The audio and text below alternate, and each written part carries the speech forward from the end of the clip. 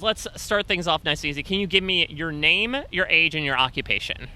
My name is Venus. I'm 24 years old, and I'm a data analyst. Data analyst. Does that... I'm going with the most obtrusive definition, which is you staring at a spreadsheet and being like, I understand. Quite accurate. A lot of just random numbers and SQL, Python, a lot of boring crap. But is that something you've always been a part of, or did you come in from like a different career path? So I went to business school. I went to McGill University, got my Bachelor of Commerce there, and this was just like a natural next step. But obviously I'm in a very transitional period of time where I'm like pivoting towards a law degree and potentially immigration law. That is my dream and hope. Wow. My parents immigrated to Canada from Iran, so immigration law is something that's really near and dear to my heart. I volunteer a lot with refugees, so that's definitely something that I'm aiming to turn my career towards. No, I mean, that is an incredibly noble cause, wanting to help those that, due to systematic things, are not able to be helped. Definitely. I know my parents had a really difficult time immigrating to Canada, so if I could just be a step in the process to make that easier for the next person, that would be great. Well, you're taking another turn in the course of your life. Yes. Being out here in Fiji. I know. So what brings you out here? What made you decide to come onto Survivor? A call for adventure. Like a yearning for $1 million. I don't know. I honestly, as a young Persian woman, for me, something that's really important is representation. It sounds trivial, but like representation is truly a really powerful thing. Growing up as a young girl, I didn't see anyone on my screen that looked like me or had the same background as me, and that could be pretty isolating and alienating. You feel as though you don't have a space or a voice, and your opinion doesn't matter. So I feel as though if I can just help, nudge the needle along and be that source of representation for the next young Persian girl, then that would bring me so much joy. Now, what's been your experience watching Survivor? Were you someone that watched it from the beginning, a recent convert? So, obviously, during the pandemic, it popped up on my Netflix suggested, like so many other people, but I didn't watch the seasons that were on Netflix. I started from the very beginning. I watched the first 20 seasons, fell in love with the show, watched those 2 seasons on Netflix, completely different pace, like completely different show, but I still loved it, obviously. And now the new era, which is even more amazing. So it just evolved in so many different ways. So wait, so I'm so intrigued by this. Like, you saw Survivor and you're like, this sounds interesting. Better start from the beginning. Oh, 100%. I don't do things half-assed, Like, I have to go full force. I had to start full tilt boogie, I heard. Full tilt boogie, as Jeff likes to put it, whatever that means. You'll find out. Now that you're here, that's the secret. I'm going to feel the full tilt of the boogie, Well, so through watching all of these seasons, give me one Survivor winner and one non-winner that you feel like you identify with the most. Okay, well, Parvati, obviously, like, I'm absolutely obsessed. Like, she is the definition of being like a strong woman who, you use your advantages, you use your your skills to your advantage, and she like demonstrated that amazingly. But one non-winner who I am also obsessed with is Courtney Yates. Just like her wittiness, her like sarcasm is just, I identify with that humor so much, and she's just a huge inspiration. Are you ready to bring it in the confessionals then? Because those are big shoes to fill. I know. I'm setting myself up for God knows what. But well, yeah, and you're also picking 2 villain women, 2 of the most famous villainous women in Survivor we need history. to bring villains back into Survivor. Like, I don't know why people are so scared, but... Yeah, do you authentically feel that? You ready to, like, dump out the rice? A little. Oh my goodness, I'm going to hide the machete. How early? The first day. No, they just got that machete. No, we'll build the shelter and then I'll consider it. What would you say is your favorite moment in Survivor history? That's such a big question. Okay, this isn't like this big moment, but honestly for me, it was such a key strategic moment that really, like, for me, it's a huge source of inspiration. I hope to emulate it in some way in my game. Season 6, Amazon, Rob C., he was caught between a rock and a hard place. It was between him and, so I forget the winner of that season. Jenna.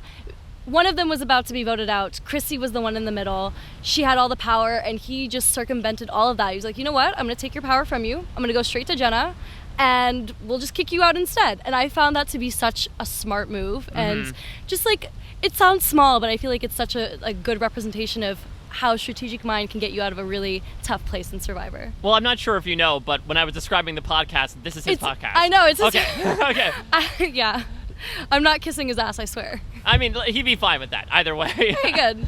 So, when it comes to your own life, what would you say is like one foundational experience that you feel has prepared you most for this game? Foundational experience. There's so many to choose from. I think like one thing that's really important for Survivor is to be able to stay calm when you're caught in a corner and be able to talk your way out of it. And like I mentioned before, you know, I'm an Iranian woman, and every summer I would go to Iran, and there's something called the morality police there.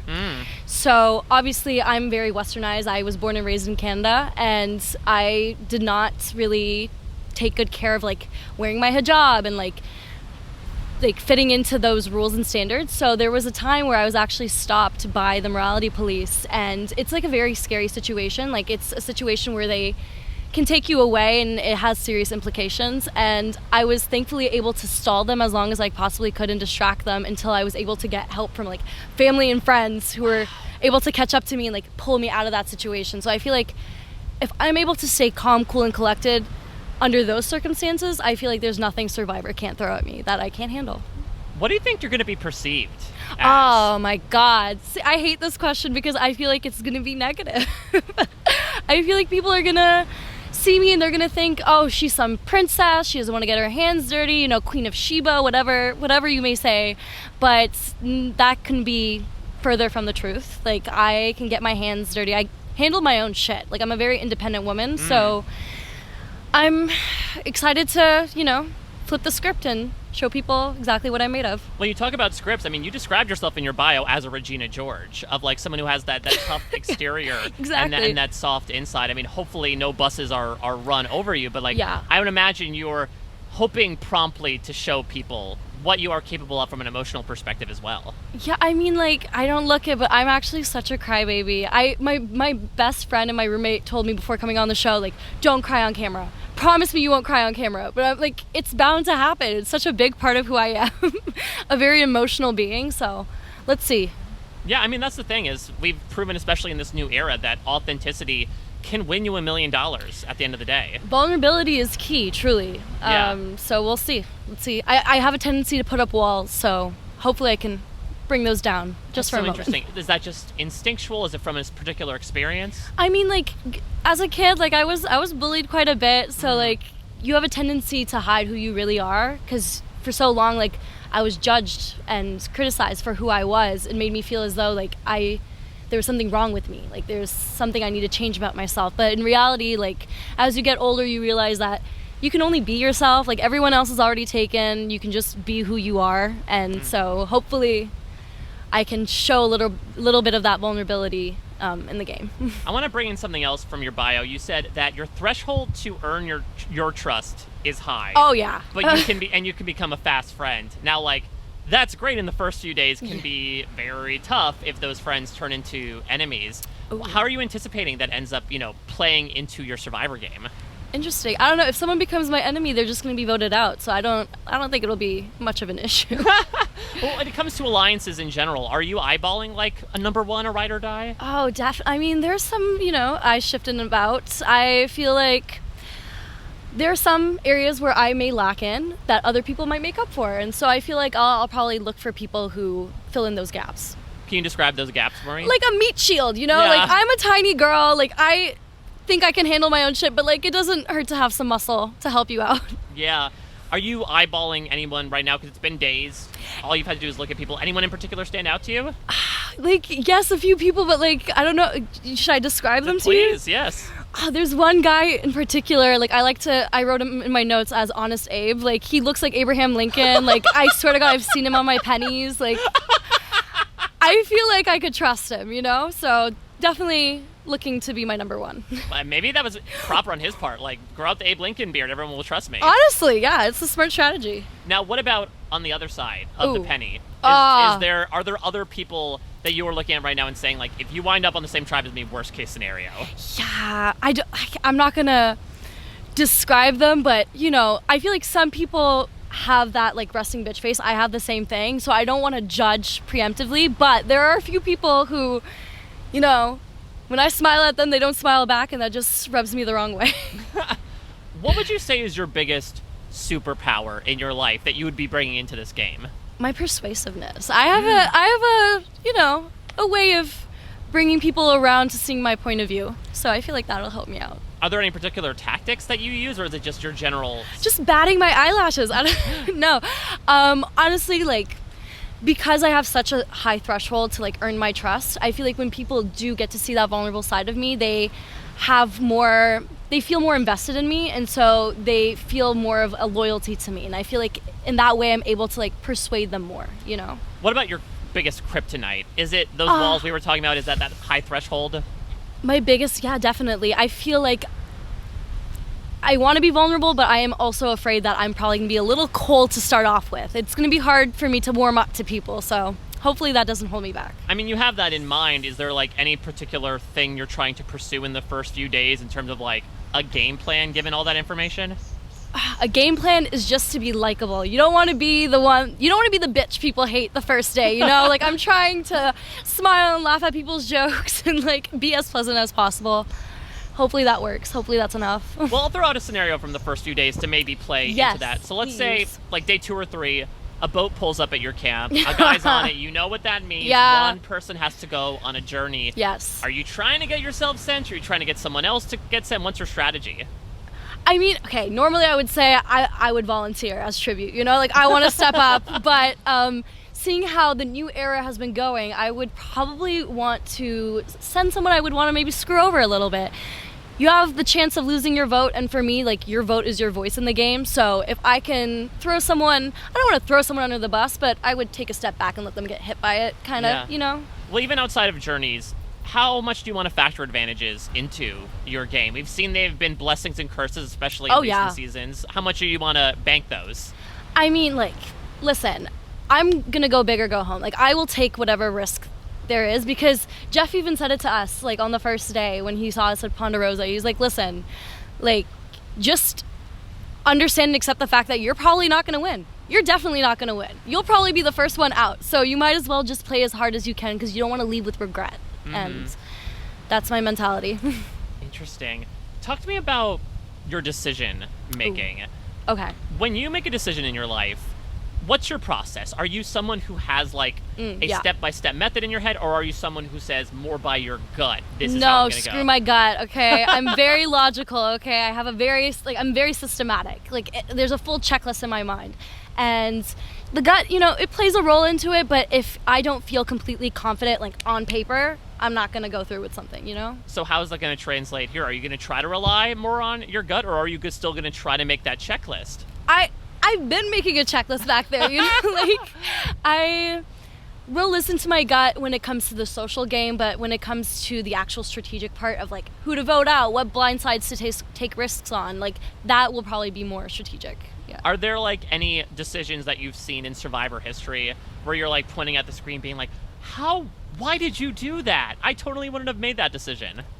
Like, I'm sure there are I've yelled at my screen many a time while watching Survivor. I can't think of anything right now at the top of my head, but I don't know. I feel like you don't know until you're there. So it's easy to yell at people on the screen, but I'm sure their decisions made sense to them. Well, especially in the new era, right, where it feels like so many decisions are so life or death. Yeah. Honestly, there have been a few people who lately people haven't been playing their immunity idols correctly, and I don't know if it's just like what I'm seeing on my screen, but like I kind of want to scream at them and like shake them. Like, why did you play it? You didn't need to. If you get one, are you like trying to play it as quickly as possible, or are you trying to gauge the situation? I'm trying to use it for other means, you know? We'll see, like, you don't just have to use the immunity idol at Tribal. You can use it to get your way in other ways at camp, you know? Are we talking like a Russell Hantz wear the idol around your neck type of maneuver? Oh, absolutely not. That's just crazy behavior. I have some ideas in mind. I don't want to spoil them just yet, but you're gonna have to watch. We just have to manifest you finding an idol to see exactly. I'm definitely gonna be like Russell Hantz in the sense that I'm gonna be looking everywhere, you know? But what would you say excites you most about the new era of Survivor? Like, purely on a player standpoint, I am so obsessed with the fact that diversity is something that takes a huge part in who gets to play Survivor. I feel like I enjoy noticing similarities with people, but I enjoy even more learning my differences with others. And I feel like, gameplay aside, I'm so excited for this journey, learning from all these people and gaining a new family. I feel like at the end of the day, we're gonna hate each other, we're gonna love each other, but we're gonna be family. So from that perspective, how much does representation weigh on your mind? I mean, you are somebody who is coming from, I think, a culture we haven't really seen on Survivor up to this point. Is that something that weighs in your mind of the decisions I make out here could possibly reflect upon a culture that represents so many people? Oh, 100%. That is something that's a conversation I had with myself, but I need to remind myself of the fact that I want to play a part in representation, but I am just one person of a very diverse culture. It is a tapestry of different people. I am not the representative of all Iranian women. I am just one person to just remind you guys, hey, we exist, we have a voice, we belong here too. I'm not gonna be the ambassador for an entire nation. I completely agree. I think there's a difference between a voice and an ambassador. Yeah. Where it's an ability to highlight a culture rather than feel like you are exactly the sole representative of them. I know that's an issue Youve had with his season. Yeah. He was afraid that he was representing all Asian people. He had an entire culture on his back, and I don't want that to impede me. I still want to play a hard game, even if that means I'll be a villain and I'll backstab and I'll do whatever, cheat, lie, steal, barter. I'll do it all, but I'm just gonna play the game as myself. What is your hottest Survivor take? Could be about a person, a season, the show in general. Ooh, that's such a big question. I was gonna say, as someone who's I'm gonna come in and be a villain, these are all my hot takes. Oh my god, that's such a hard question. I can't think of anything right now. My goodness. It's alright, you can take some time if you want to. Yeah, okay, it's rolling, so. Yeah. A hot take about Survivor. I don't have one right now. I feel like I'm put on the spot. No, it's okay. No worries. Can I come back to it? Please. Let's keep going. I got a fun one for you to hopefully take your mind off of this. If you could bring a celebrity or a fictional character out for a loved one's visit, who is it? For a loved one's visit? They'd be my loved one? Yeah. Oh, okay. There's so much to choose from. Oh my god, I guess I would want someone strong who would be able to win the challenge for me, like The Rock or something, probably that. I'll do The Rock. Yeah, and I think, he'd be able to bring some support as well after the fact. He has some, good one-liners. He'll He used to come from a franchise about family, so I think the loved ones thing could work. There you go.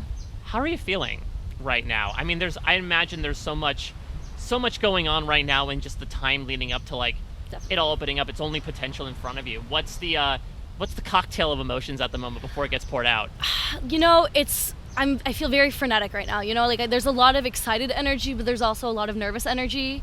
I'm excited to play the game, but I'm also obviously I'm nervous as to how I'm gonna come off. I do want to represent myself authentically, but that's obvious. I think that's a fear everyone has. Absolutely. And for what it's worth, the sense that I'm getting of you through the 20 minutes that we talked is if you're your authentic self, it's gonna be awesome. Oh yeah. Okay. It's really I think you're able to have that sassiness, but I do think I see that vulnerability there, and that's something that I think a lot of people will vibe with both on the island and at home as well. I hope so. I mean, we had one of our first sit down interviews today, and I feel there's a lot of nervousness to come prepared with lines, little quippy remarks, and it's just there's so much pressure to perform and be a character, but then you just have to realize that you can just be yourself and to just be comfortable with who you are and to not come prepared. Look at Parvati. Look at Courtney. Were they walking in there being here are the one-liners I'll use? They were themselves, and people adore them for it, and